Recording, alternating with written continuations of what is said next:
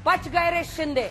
हम बात कर रहे हैं महाराष्ट्र के मुख्यमंत्री और उनकी सरकार की। देश की सबसे बड़ी अदालत ने कहा कि फिलहाल एकनाथ शिंदे सरकार पर कोई खतरा नहीं है। उनकी सरकार पर खतरा तब हो सकता था जब उद्धव ठाकरे ने इस्तीफा नहीं दिया होता। वो बने रह सकते थे। रीइंस्टेट उनकी सरकार को, उद्धव सरकार को किया जा सकता था। सुप्रीम कोर्ट ने कहा कि अगर ठाकरे ने इस्तीफा नहीं दिया होता उन्हें राहत मिल सकती थी, लेकिन उन्होंने दे दिया इस्तीफा तो यथास्थिति बहाल की ही नहीं जा सकती। महाराष्ट्र के सियासी पचड़े पर फैसला सुनाते हुए सुप्रीम कोर्ट ने राज्यपाल, स्पीकर दोनों की ही भूमिका पर गंभीर सवाल भी खड़े किए। आप फिर एक तरफ देख रहे हैं कि सुप्रीम कोर्ट ने केस से जुड़े 3 किरदारों के लिए क्या फैसला सुनाया, क्या टिप्पणी की। उद्धव ठाकरे के बारे में सुप्रीम कोर्ट ने कहा कि अगर वो इस्तीफा नहीं देते तो उन्हें राहत मिलती। राज्यपाल के बारे में कोर्ट ने कहा कि फ्लोर टेस्ट का फैसला गैर कानूनी था, और स्पीकर के बारे में कहा कि विधायकों की अयोग्यता पर समय सीमा में फैसला होना चाहिए था।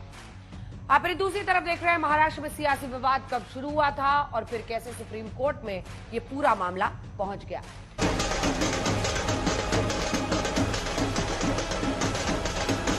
शिंदे खेमे के लिए आज दिवाली है। कार्यकर्ता जश्न मना रहे हैं और पार्टी के नेता उद्धव ठाकरे को आईना दिखा रहे हैं।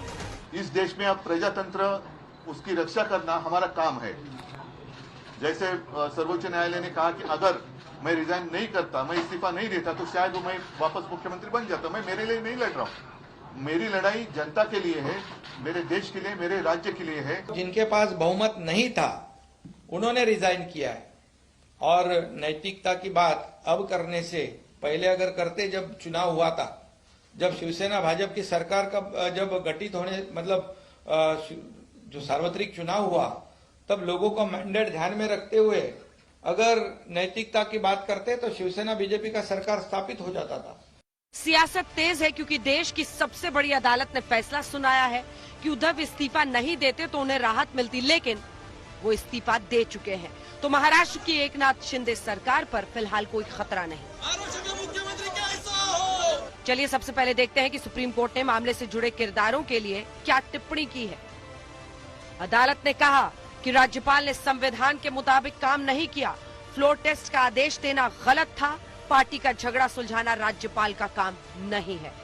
अदालत ने स्पीकर के फैसले पर भी उंगली उठाई और कहा कि बागी विधायकों पर समय सीमा में फैसला करना चाहिए। साथ ही कोर्ट ने यह भी कहा कि भारत गोगावले को व्हिप बनाया जाना गैर कानूनी था। व्हिप वही होता जिसे पार्टी नियुक्त करती है। लेकिन एकनाथ शिंदे सरकार को सुप्रीम कोर्ट ने बड़ी राहत दी जब अदालत ने ये कहा कि उद्धव ठाकरे ने खुद ही इस्तीफा दिया है तो उन्हें वापस उनकी सरकार को बहाल नहीं किया जा सकता। सुप्रीम कोर्ट ने कहा कि अगर उद्धव इस्तीफा नहीं देते तो उन्हें राहत मिल सकती थी।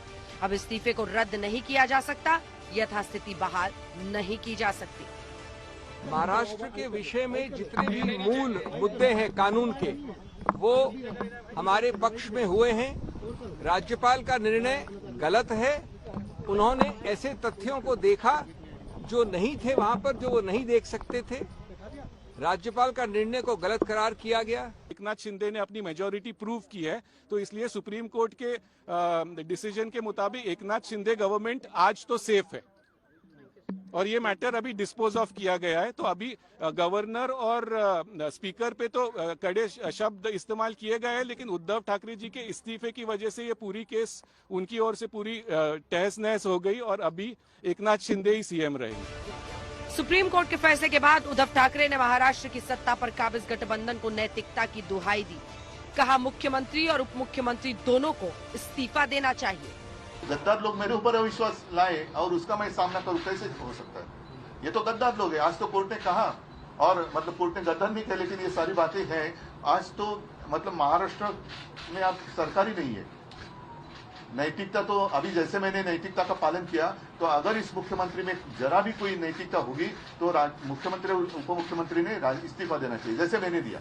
नैतिकता की बात करना उद्धव ठाकरे जी को शोभा नहीं देता, क्योंकि मैं उनको सवाल पूछना चाहता हूं कि बीजेपी के साथ चुनकर आए और मुख्यमंत्री की कुर्सी के लिए कांग्रेस एनसीपी के साथ आप गए, उस समय इस नैतिकता को कौन से डिब्बे में आपने बंद किया था, इसका जवाब आप दीजिए।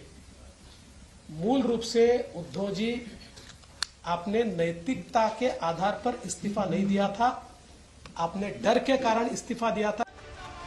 सुप्रीम कोर्ट का फैसला उद्धव गुट के लिए कानूनी झटका है। शायद यही वजह है कि लड़ाई को नैतिकता वाली जंग में तब्दील करने की कोशिश हो रही है।